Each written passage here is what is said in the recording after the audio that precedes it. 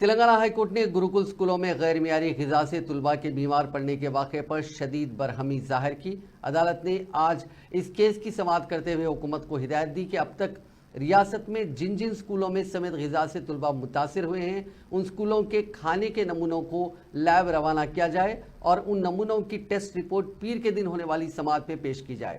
عدالت نے اس واقعے کے ذمہ دار افراد کے خلاف کارروائی کرنے کی ہدایت دیتے ہوئے اس کیس کی سماعت پیر تک ملتوی کر دی۔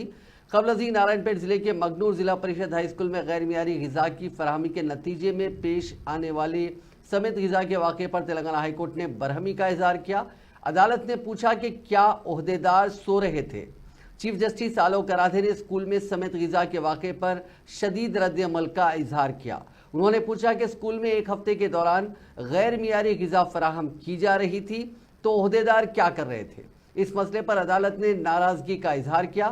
عدالت نے کہا کہ ہفتے میں 3 بار کھانے میں گڑبڑ ہو رہی ہے تو عہدیدار کیا کر رہے ہیں؟ کیا بچوں کے مرنے پر ہی کارروائی کی جائے گی؟ یہ عہدیداروں کی لاپرواہی کا ثبوت ہے۔ ریاستی حکومت اس معاملے کو سنجیدگی سے نہیں لے رہی ہے۔ سرکاری وکیل کی طرف سے کہا گیا کہ ایک ہفتے میں جواب داخل کیا جائے گا، جس پر اعلیٰ عدالت نے ناراضگی کا اظہار کیا۔ واضح ہے کہ 26 نومبر کو اس اسکول میں مڈ ڈے میل کھانے کے بعد کم سے کم 30 طالبات بیمار ہو گئی۔ اس طرح کا واقعہ جمعرات 21 نومبر کو بھی پیش آیا تھا، جس کے نتیجے میں طالبات کو ہاسپٹل میں شریک کیا گیا تھا۔